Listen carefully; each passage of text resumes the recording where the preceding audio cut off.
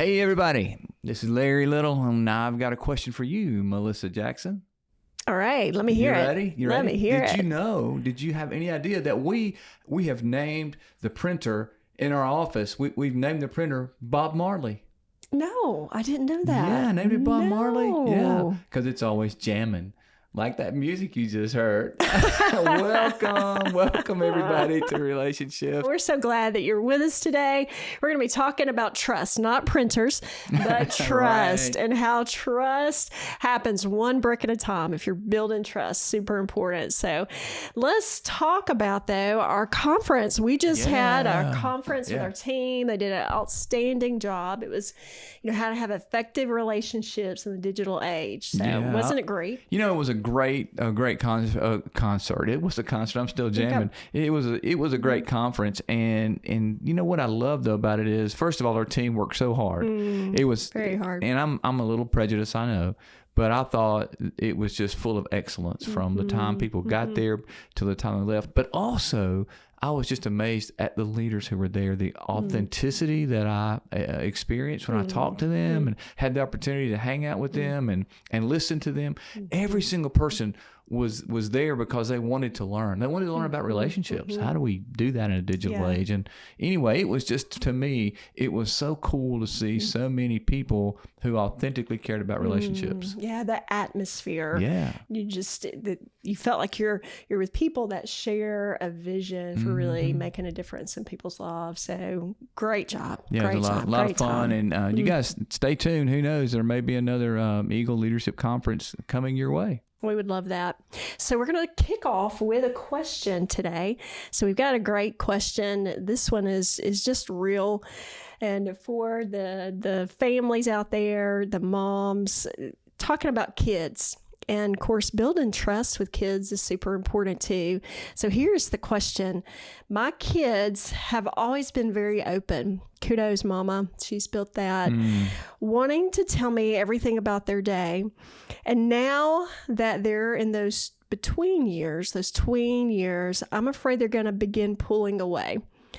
How can I keep them open with me in the coming years and not feel like they want to hide things from me? So this is for moms and dads. Dads have those types of relationships too. So obviously there's been some work to have such a good, strong relationship with the kids. So let's speak to this. Yeah, that's a great question. And so let's set the playing field for this mom and for parents who are listening. First, it is 100% normal for tweens and for teenagers to pull back. It is so normal. We don't want it to be, and we want it to be different. But it is normal. So congratulations to this mom, for creating that spirit, that culture of openness. That is awesome. You got to hear me, Mom. Don't take it personal when they pull back. It means their brain is developing neurologically. It means that they are growing and maturing emotionally. It means they are right where they need to be. But what we have to do is create some opportunities and some tools, as you've taught us, for the little wins, to look for little wins during these years. And here's the thing. I think we all do this, I guess, as parents. Don't over-expect. Don't put unrealistic expectations on your tweens, on your teenagers. Look, let them be who they are. But your job is to keep pouring into their life, and your daily habits of doing that will add up. We'll talk about that in trust later in this pod, but it's about you staying consistent. Man, just stay consistent, be who you are, continue to teach, continue to discipline, but realize just because they're teenagers, it doesn't mean they're going off the deep end. It doesn't mean they're going to be a terrible adult. It just means they're going through adolescence, and that is normal. And I know that's hard. Those are all great points, and a good way to try to keep working to frame your mind, because you said don't take them personally. Well, we're going to, okay? As moms, we're going to do that. And, that consistency, I do think that's so important, because the relationship is changing and you have to go with it, and it's difficult to do that. Just because it's normal, that doesn't mean that you don't keep teaching, that you don't keep, and find with teenagers, find something that is memorable or meaningful to that teenager that you can participate in. Get into her world. Get where she is. Make yourself, and they're not going to like that. They're going to try to push you away. You just stay consistent. Find those moments. And many times as they become teenagers, Mom, find those moments where, they're not around their friends, where nobody can hear, where they're not trying to be, they don't have to be accepted or cool or whatever, fit in.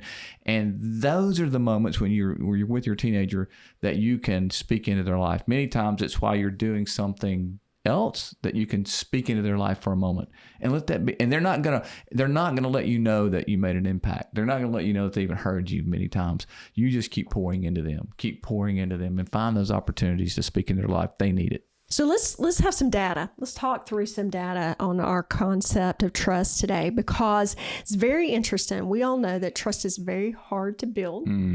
And then it can be broken really quickly. But here's some interesting data. So 90% of people say that trust is the most important factor in a relationship. So that's, wow. I mean, 90%. It's amazing. I think you would agree. I would agree. That's pretty solid there. Listen to this next one.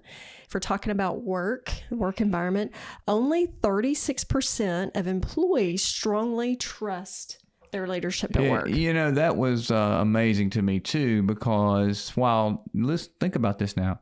90% of the people say trust is really important. And only a third of those, 36%, a little over a third, trust their employer and trust that relationship professionally. Yet they know it's really important, but they don't have it. I think we've identified a gap.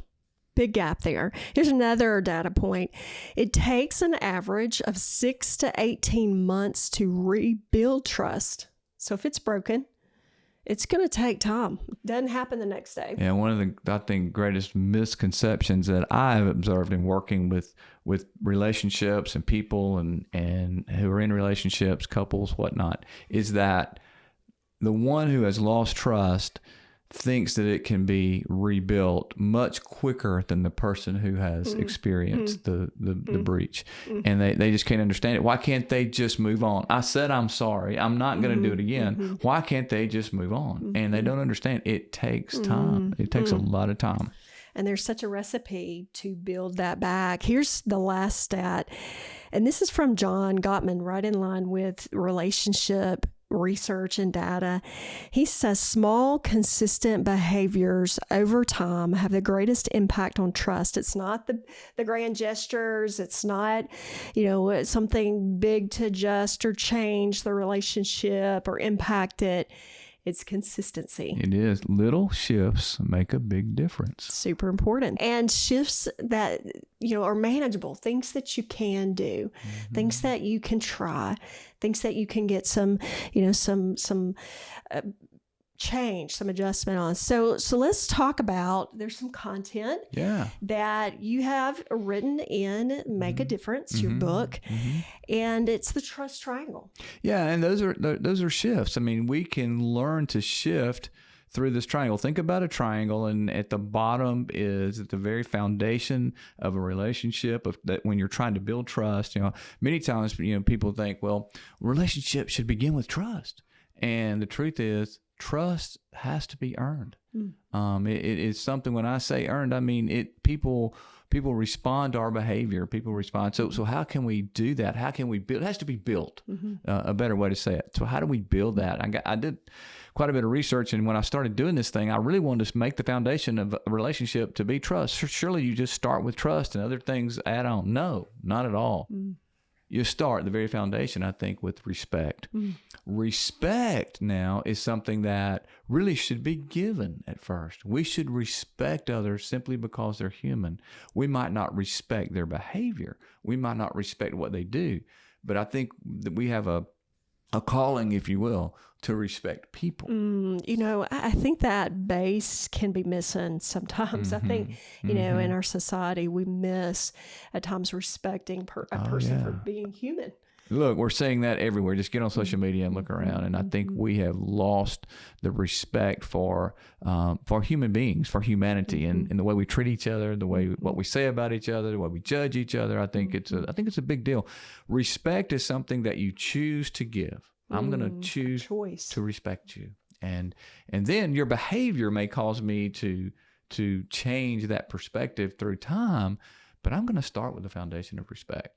And when I do, that means that I'm going to allow the opportunity for us to connect. That's the second, if you think about a pyramid, that's the second building block in that pyramid is connection. Because once we respect one another, then we can connect. We can connect based on who we are, based on our, not trust yet, but based on our respect for one another.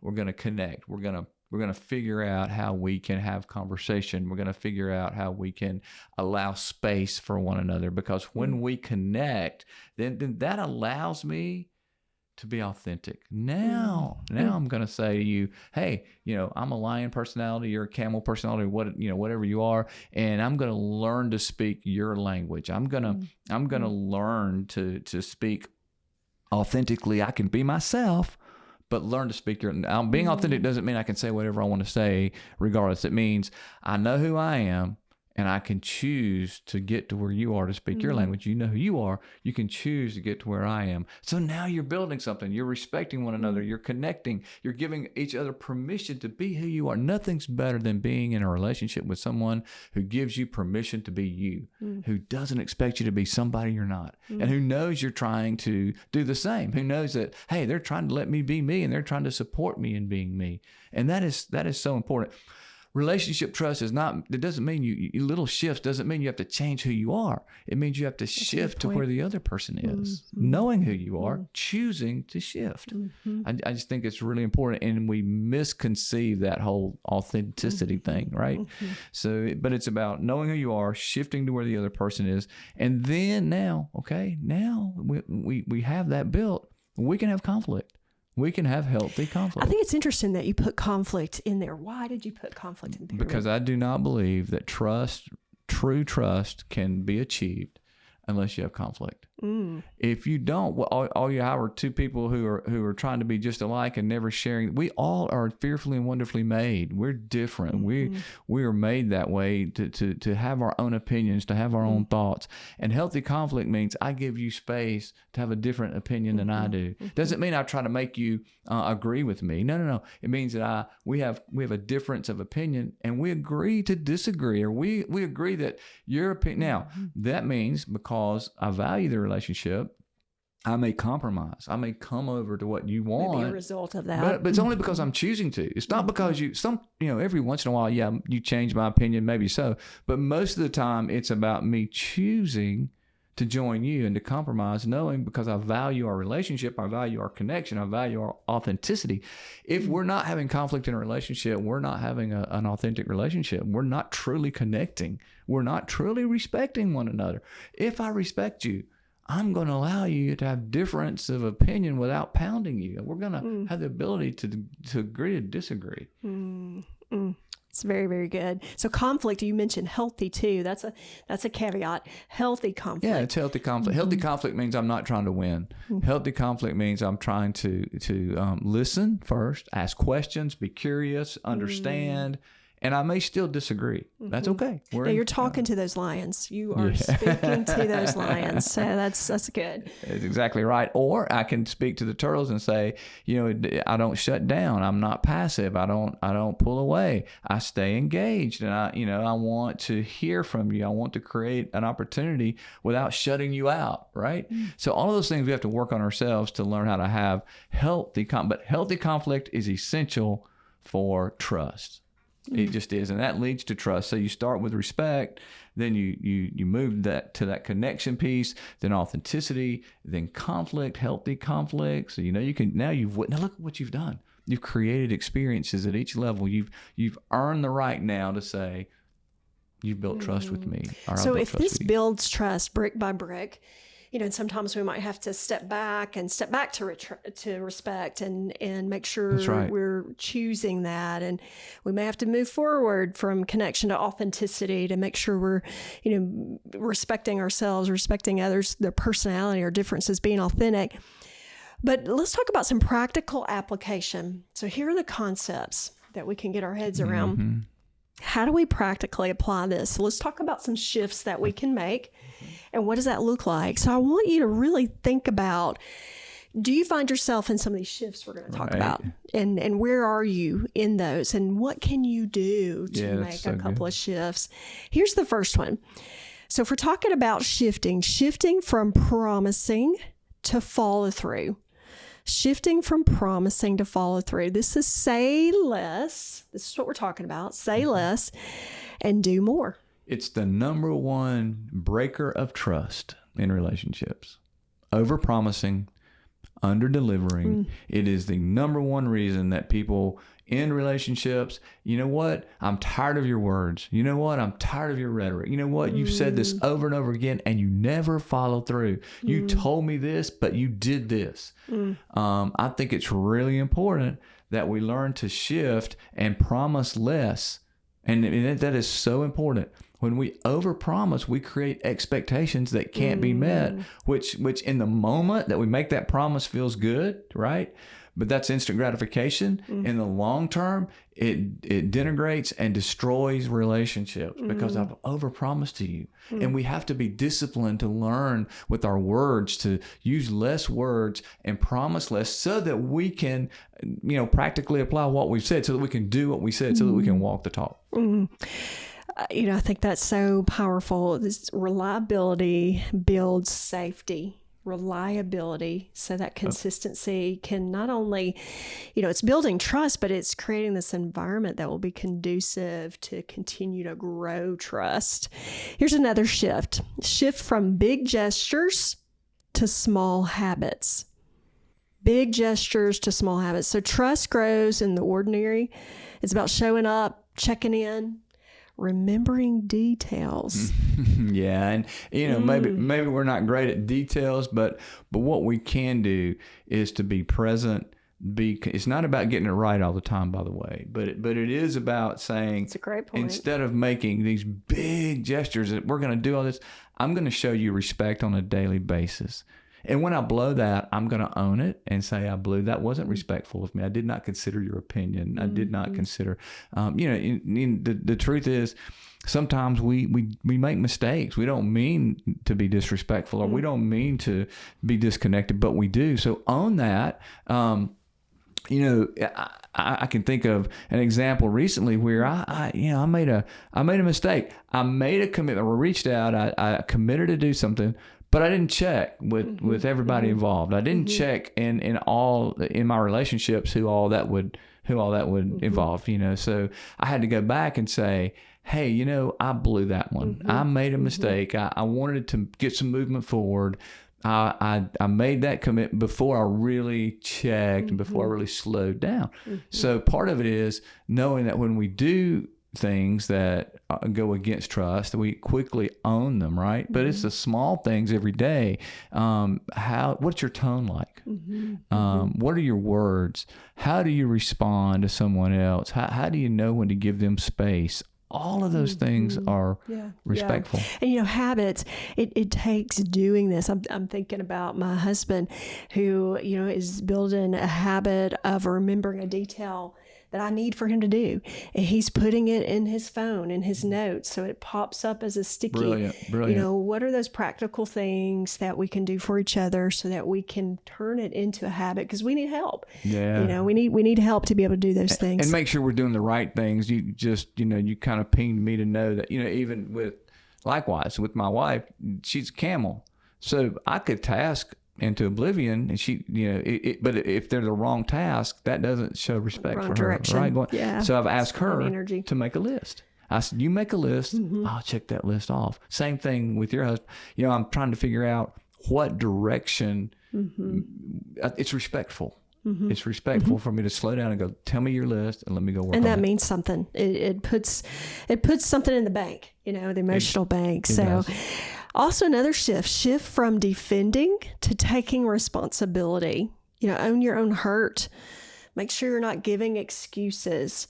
Make sure that you're leaning into taking responsibility and having conversation around that. Yeah, I'm really sorry, but and that right there, I'm really sorry, but I shouldn't have done that, and that but invalidates the apology. Yeah, and I think it's human nature. It's just human nature to defend or to add the but, or to, we have a tendency to do that. It is. And have less of a tendency to pause. Yeah, just stop. Just say, I blew it.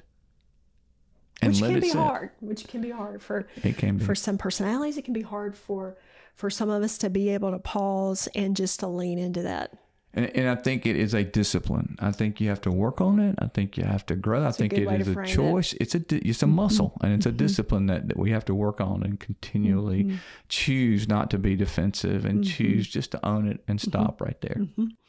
We could even talk about owning your own hurt and be able to expound on that, and to make sure you can bring some of that to your relationship. You were just mentioning about authenticity and connection and conflict, being able to communicate, when you've been hurt in a relationship, to be able to have conversation around it so you can process through it and move on. Great shifts to take. Yeah, that takes discipline as well. I call that doing your own self-work in the relationship to make sure you know what baggage you're bringing in and that you can communicate that, to the other person, or a to daily your partner. hurt, a daily, misunderstanding. Oh, yeah, the little something things. as simple Absolutely. as that. And here's the last shift for today, and that is shift from rushing to respecting pace. Oh, let me say that one more time. Let's talk about that slowly.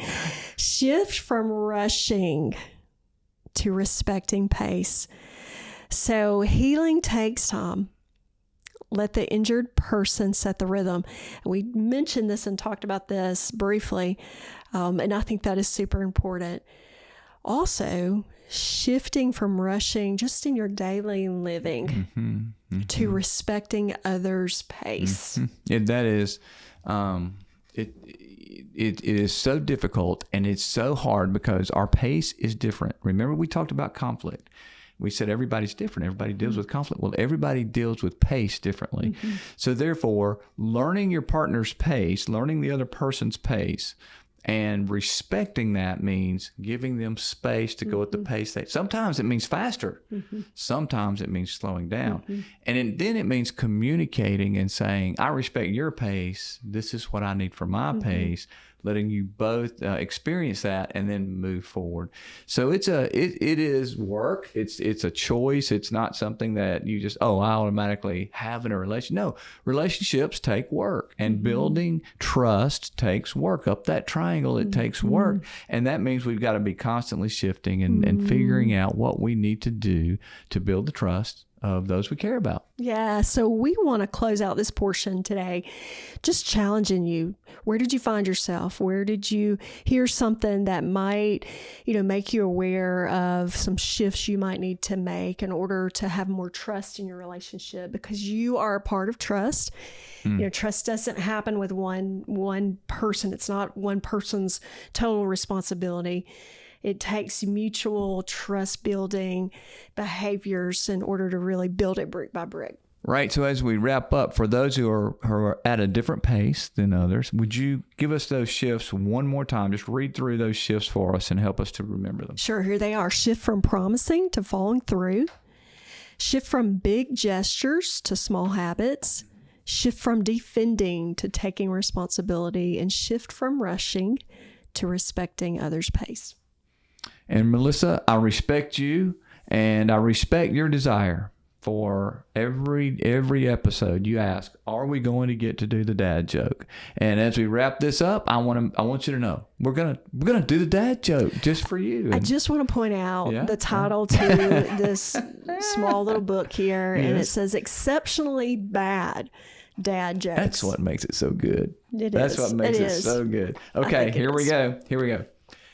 This is a bonus because you got one in the first of the pod. This is a bonus, all right? It's bonus time. Yeah, bonus time. What do you call a herd of sheep falling down a hill? What do you call a herd of sheep falling down a hill? A landslide. I love it. I think Robin liked that one. Hey, thank you guys for joining us and laughing with us. Thank you for wanting to grow in your relationships, and thank you for being willing to take those little shifts that will make a big difference. We'll see you guys next time on Relationships. Little shifts that make a big difference. RelationShifts. Little shifts that make a big difference.